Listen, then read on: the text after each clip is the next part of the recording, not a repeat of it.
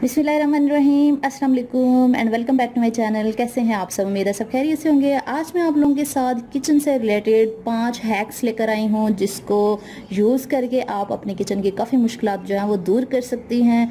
और बहुत useful hacks हैं ये, जो कि हर ख़वातीन की ज़रूरत है कि जो ख़वातीन किचन में काम करती हैं उनके लिए ये वीडियो बहुत यूज़फुल होने वाली है। तो वीडियो को एंड तक आपने लाजमी देखना है। तो चलिए वीडियो स्टार्ट करते हैं।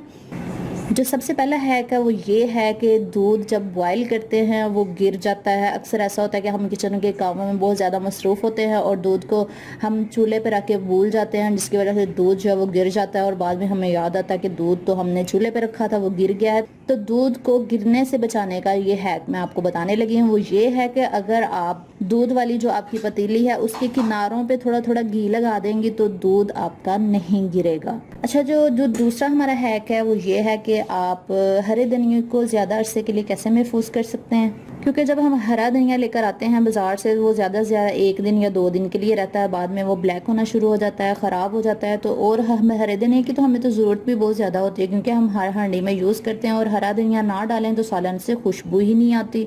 और ये बहुत अच्छा भी, इसका टेस्ट भी सालन में बहुत मज़े का लगता है। हरा धनिया और हरी मिर्चें बहुत अहम ज़रूरत है किचन में। तो हांडी के लिए आपने हरे धनिया को कैसे महफूज करना है ये मैं आपको दूसरा हैक बताने लगी हूँ। सबसे पहले आपने हरा धनिया लेना है और उसको वॉश कर लेना है अच्छे तरीके से। हरे धनिया को धोने के बाद आपने ड्राई करना है। जब वो बिल्कुल सूख जाए अच्छे तरीके से तो फिर आपने एयर टाइट कंटेनर में उसको डालना है। लेकिन डालने से पहले आपने एयर टाइट कंटेनर में एक टिश्यू रख लेना है, 2 से 3 टिश्यू आप उसमें रख लें। फिर ड्राई धनिया जो आपने ड्राई किया होगा वो उसमें डालें, फिर उसके ऊपर एक टिश्यू रख दें और उसको टाइटली बंद करके फ्रिज में रख दें।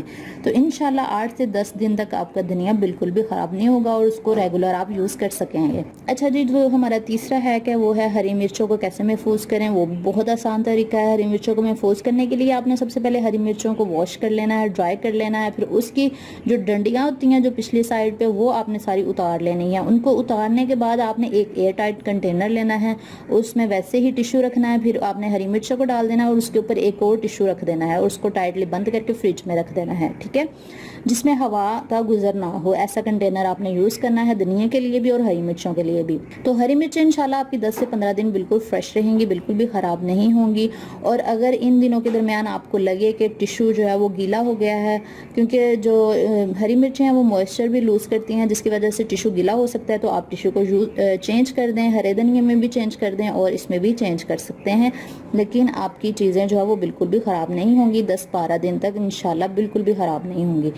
तो ये तो था तीसरा हैक। और चौथा हैक ये है कि अगर आप चाहते हैं कि तवे को अच्छी तरह कैसे साफ़ करें, क्योंकि जब हम रोटियां बनाते हैं, पराठे बनाते हैं तो हमारे तवे पे चिकनाई जम जाती है, जिसकी वजह से जब हम रोटी चिपकना शुरू हो जाती है या रोटी ख़राब हो जाती है, रोटी ख़राब होना शुरू हो जाती है, उसके ऊपर येलो कलर के दाग पड़ना शुरू हो जाते हैं, रोटी खाने वाली नहीं रहती, वो इस कदर तवा ख़राब हो जाता है। तो अगर आप चाहते हैं कि तवा बिल्कुल आसान तरीके से साफ़ हो जाए तो इसका मैं आपको टोटका बताती हूँ। आपने सबसे पहले तवे को बहुत ज़्यादा हीट अप कर लेना है, चूल्हे पर रखना है और बहुत एहतियात से आपने काम करना है ताकि आपके हाथ भी ना जलें।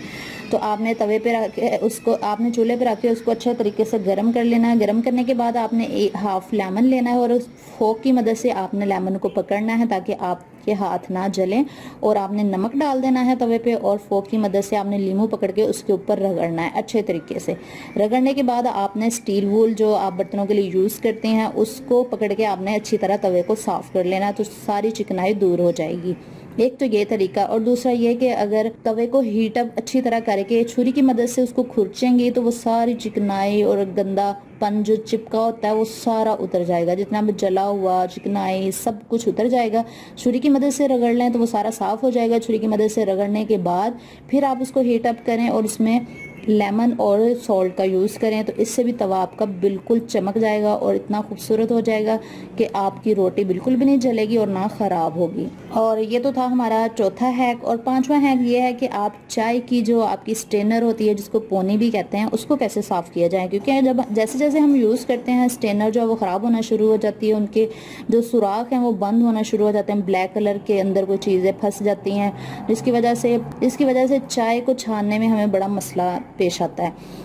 तो इसको साफ़ करने का भी बहुत आसान तरीका है, ये मैं आपको बताने लगी हूँ कि आपने सबसे पहले चूल्हे को ऑन करना है। चूल्हे को ऑन करने के बाद आपने स्ट्रेनर को ऊपर रख देना है। स्टेनर जहाँ से आपकी बंद हैं सुराख, वहाँ पे आप ऊपर रखेंगे तो वो जो सुराख हैं वो खुल जाएंगे, क्योंकि वो उसके अंदर पत्ती वगैरह जो है वो जमी होती है तो पत्ती जल जाएगी। तो फिर आपने स्टेनर को कपड़े की मदद से पकड़ के झाड़ लेना और फिर दोबारा रख देना। इस तरह आपने करते रहना और सारी जो जली हुई आपकी स्टेनर है वो बिल्कुल साफ़ हो जाएगी। लेकिन एहतियात से आपने काम करना है ताकि आपके हाथ नहीं जलें। तो ये तो था हमारा 5वां हैक, और ये तो थे कुछ हैक्स जो मैंने आपके साथ शेयर किए हैं। उम्मीद है आपको ये वीडियो बहुत अच्छी लगी होगी, क्योंकि इसमें बहुत यूज़फुल टिप्स मैंने आपको बताई हैं। फिर मिलूंगी इंशाल्लाह एक नई वीडियो के साथ। अपना बहुत सा ख्याल रखिएगा और मुझे दुआओं में याद रखिएगा। अल्लाह हाफिज़।